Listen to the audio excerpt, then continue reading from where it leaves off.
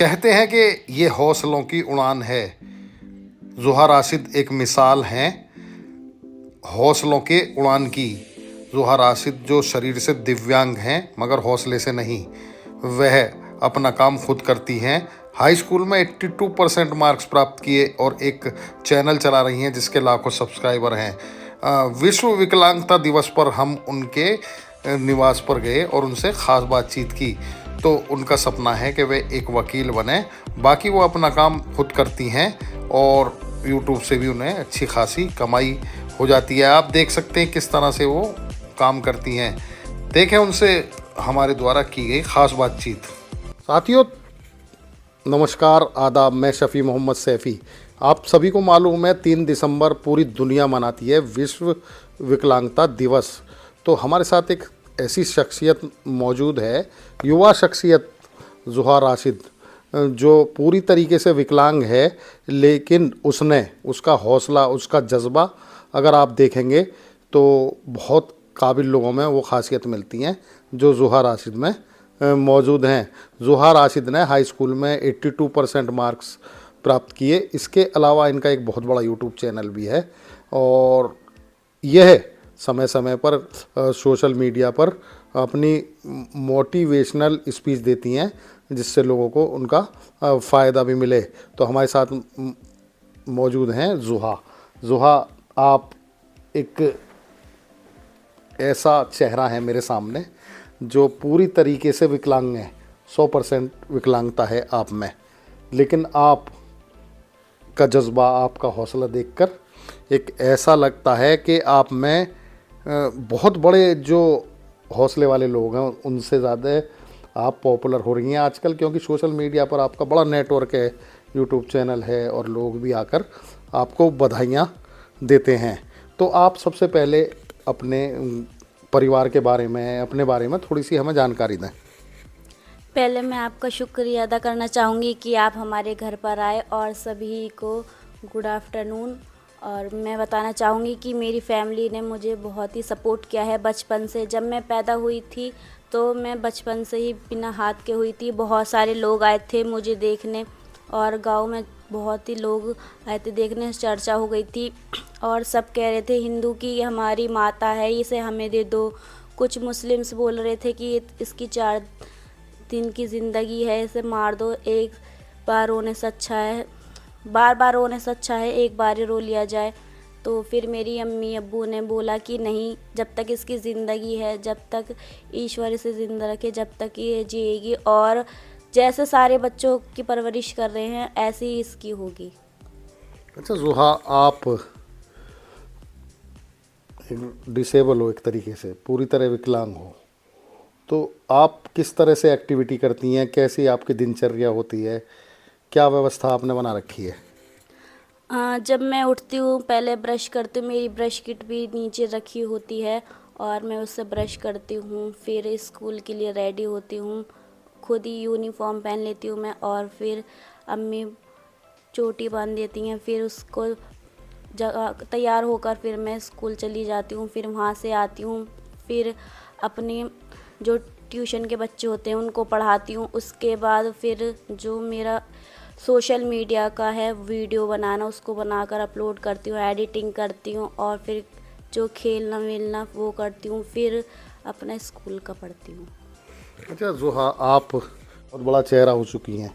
दिल्ली के सेवेंजर्स बहुत बड़ा यूट्यूब चैनल है। इसके बाद चाचा श्यामलाल, अमन भाटी की टीम भी आपसे पहुंची, बल्कि अमन भाटी जी तो आपसे खुद आशीर्वाद भी लेकर गए। और भी बहुत सारे लोग हैं। दिल्ली के विधायक हैं अमानतुल्लाह खान, और हमारे यहाँ के जेवर के बड़े लोकप्रिय विधायक धीरेन्द्र जी, और भी बहुत लोग आपको बधाइयाँ देना आए। तो अपने आप को कहाँ, कैसा महसूस करती हैं? जब मेरा रिज़ल्ट आया था तब हमारे यहाँ पर फंक्शन था तो उसमें सब बिज़ी थे। जब मेरा रिज़ल्ट आया अब्बू ने बताया कि ज़ुहा के 82% आए थे।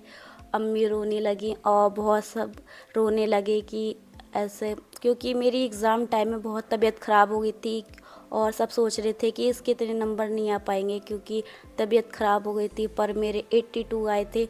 ज़िले में मेरे जैसे बच्चों में मैं फर्स्ट नंबर पर थी और मेरे स्कूल वालों ने मुझे अचीवमेंट का अवार्ड दिया। और हमारे यहाँ पर फंक्शन भी था, वहाँ पर सबने मुझे बधाई दी। धीरेन्द्र अंकल ने जो एमएलए हैं और वीरेंद्र अंकल ने जो एक्स चेयरमैन रह चुके हैं, और उन्होंने मुझे बहुत सपोर्ट किया और बहुत प्यार, वही मेरी स्टडी का जिम्मे उठा रखा है उन्होंने, और बहुत ही सपोर्ट करते हैं मुझे पूरी परिवार और धीरेन्द्र अंकल।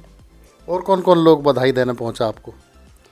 मुझे और बहुत लोग देने आए थे बधाई, गांव के भी और रिलेटिव्स भी और यूट्यूबर्स भी, जिसको पता चल रहा था, और सारे न्यूज़ वाले आ रहे थे और मेरे इंटरव्यू चलते रहे। वहाँ कैसा महसूस किया आपने? कौन कौन लोग पहुंचे आपसे मिलने? पहले तो आप ही आए थे मेरे इंटरव्यू लेने, आपके बाद फिर बहुत सारे लोग आए, और मतलब मेरे 2 महीने तक इंटरव्यू ही चल रहे थे, क्योंकि बहुत ही लोग आ रहे थे। शौक थे सब कि ऐसे कैसे हो गया, जो हाथ वाले हैं उनके नहीं आ रहे इतने अच्छे मार्क्स। यूपी बोर्ड में तो वैसे भी मार्क्स कट कर देते हैं, फिर भी मेरे इतने अच्छे मार्क्स आए थे। क्लास में भी सब बच्चे शॉक्ड थे, क्योंकि मेरी तबीयत ख़राब होने की वजह से बहुत ही मुश्किल हो गई थी, इसलिए फिर भी मेरे बहुत अच्छे मार्क्स आए। अच्छा सुहा, कभी आपने महसूस किया स्कूल जाते में, घर में रहते में और सिस्टम में कि मैं और लोगों से अलग हूँ? नहीं, मुझे ये कभी फीलिंग नहीं आई कि मैं सबसे अलग हूँ, क्योंकि मुझे ट्रीट ही नहीं करा जाता ऐसे कि तुम अलग हो। जैसे मेरे और बहन भाइयों को ट्रीट करते हैं घर वाले, ऐसे ही मुझे ट्रीट करते हैं। कोई अलग भेदभाव नहीं है, मुझे फीलिंग नहीं आती कि मैं अलग हूँ सबसे। अच्छा सुहा, सबसे बड़ा सवाल है कि आप लाखों आपके सब्सक्राइबर हैं यूट्यूब चैनल पर, और आप क्या करना चाहती हैं आप? मैं फ्यूचर में एडवोकेट बनना चाहती हूँ और लोगों को मोटिवेट करना चाहती हूँ अपने चैनल के द्वारा। लोग मुझे देखकर मोटिवेट हों, क्योंकि बहुत आजकल लोग सुसाइड कर लेते हैं कि हमसे नहीं हो रहा, सुसाइड कर लो। जिनका एक ही बेटा है उनके तो बहुत ही उम्मीद रहती है अपने बेटे से या बेटी से, वो सुसाइड कर लेते हैं कि नीट क्लियर नहीं हुआ या यूपीएससी क्लियर नहीं हुई। उनको ऐसा नहीं करना चाहिए और बार बार हार्ड वर्क करता रहना चाहिए। क्योंकि मैं जब चलती थी, लोगों ने कह दिया था कि चल भी नहीं पाएगी। मैं जब चलती थी तो गिर जाती थी, मेरी 3-4 बार ठोड़ी फटी, फिर मैं गिरी, फिर गिरी, और उसके बाद अब मैं जब गिरती हूँ तो मैं अपना कंधा लगा लेती हूँ, तो मैं गिरती हूँ, मेरा ठोड़ी नहीं फटती। तो ऐसे इंसान गिरते गिरते ही संभलता है, और सक्सेस आपको जब भी मिलेगी जब आप हार्ड वर्क करेंगे। अच्छा जुहा, आपकी कामयाबी में सबसे ज़्यादा सपोर्ट, सहयोग किसका रहा? मेरे पेरेंट्स का, और सबसे ज़्यादा प्यार मुझे मेरे अब्बू ही करते हैं। वो ही मुझे हर चीज़ में आगे रखते हैं। जब हम कश्मीर गए थे तो अब्बू ने मुझे हॉर्स राइडिंग भी कराई थी। सब कह रहे थे कि नहीं, इसे कैसे हॉर्स राइडिंग होगी, पर मेरे अब्बू ने मुझे हॉर्स राइडिंग भी करवाई, मुझे पकड़ के चले। इतना बहुत दूर था वो, फिर भी हॉर्स राइडिंग में हमने करी। और गंडोला राइड भी कश्मीर में, मुझसे पैसे नहीं लिए, फ्री ऑफ कॉस्ट में गई ऊपर, और वीआईपी से गई थी। उन्होंने कहा कि वो बंद कर देना गंडोला का, जब बोल दें जब भी चलाना है। फिर मैं आगे गई, मैं बर्फ़ के ऊपर तक गई थी जहाँ पर बर्फ़ थी पहलगाम में, और सब अब्बू की वजह से हुआ। मैं सब शिकारा राइड सब मैंने बहुत अच्छे से की थी अब्बू की वजह से। जुहा, आपको जगह जगह सम्मानित करने के लिए बुलाया जाता है। एक महिला संगठन ने भी आपको सम्मानित किया था, आप वहाँ पहुँची थी, तो वहाँ पर आपने एक मोटिवेशनल स्पीच भी दी थी। आप वहाँ प्रोग्राम में पहुँची, कैसा लगा था? महिला उन्नति संस्था का कार्यक्रम था वो। मुझे बहुत अच्छा लगा था, और महिला आयोग की अध्यक्षा श्रीमती बबीता चौहान जी ने मुझे इस उपलब्ध में अवार्ड दिया, और सब खड़े हो गए थे। सभी अच्छी अच्छी उस पोस्ट पर थे और सब खड़े हो गए। उन्होंने कहा कि ऐसे नहीं, इस बेटी को खड़े होकर सब सम्मान देंगे, और फिर मुझे अवार्ड दिया गया। और सबकी क्लैपिंग जब तक बंद नहीं हुई, जब तक मैं अपनी जाकर सीट पर नहीं बैठ गई, और सब ने मेरे से नंबर लिए और सब ने फ़ोटोज़ क्लिक करवाए, और सब मुझसे कह रहे थे कि किसी की चीज़ की ज़रूरत हो हमें बताना। अच्छा, आप उस कार्यक्रम में एक तरीके से सेलिब्रिटी बन गई। जी, जब मैं गई थी तो मुझे पैसे भी दिए थे उम्मीद संस्था ने, और उन्होंने कहा था कि महिला उन्नति संस्था ने कि ये 8वां अजूबा है और क्लैपिंग रुकनी नहीं चाहिए जब तक ये बेटी अपनी सीट पर ना चली जाए। सब खड़े थे और क्लैपिंग कर रहे थे, लगातार क्लैपिंग हो रही थी और जब तक मैं बैठ नहीं गई जब तक वहाँ पर क्लैपिंग हो रही थी। जो जुहा राशिद तिरथली गांव की रहने वाली है। तिरथली गांव बिल्कुल जेवर एयरपोर्ट के सबसे नज़दीकी गांवों में से एक है और तो वहाँ रहती हैं। सोशल नेटवर्किंग बड़ी मजबूत है जुहा राशिद की और ये है एक चैनल भी चलाती हैं। तो आप एक चैनल चला रही हैं, एक बहुत बड़ी उम्मीद है कि आपका चैनल बड़ा माशाल्लाह ग्रोथ करेगा क्योंकि आप जेवर एयरपोर्ट के बिल्कुल नज़दीक हैं और आप मेहनत भी कर रही हैं।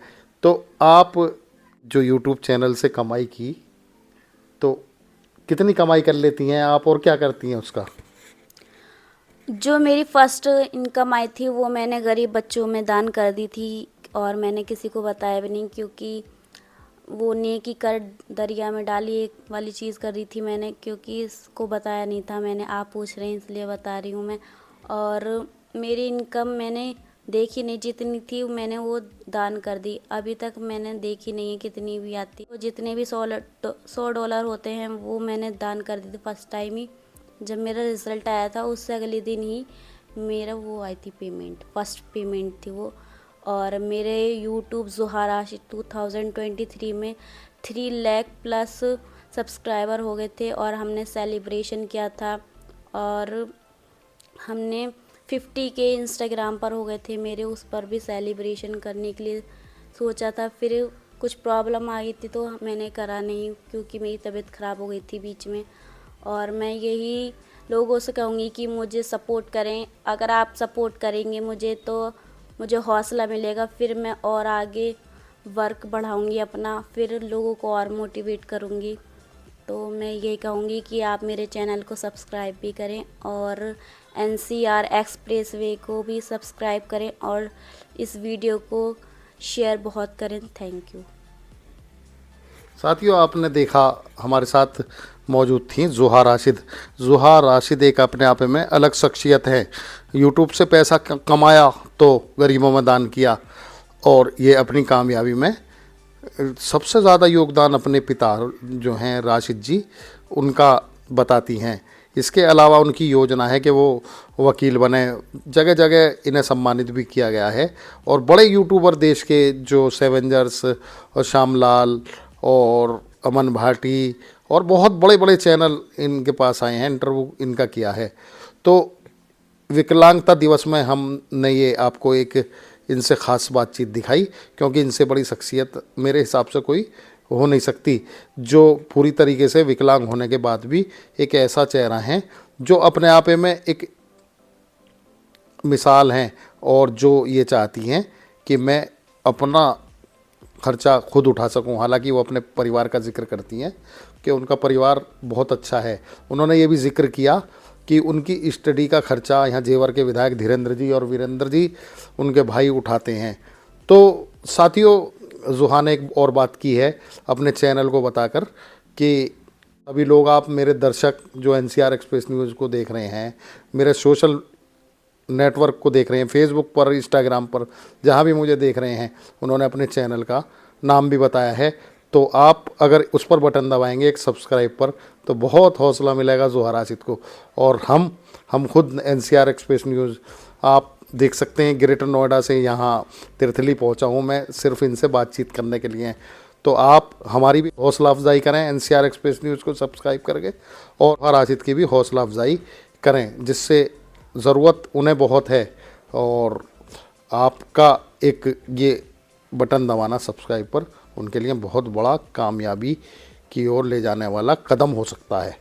सभी को नमस्कार, धन्यवाद।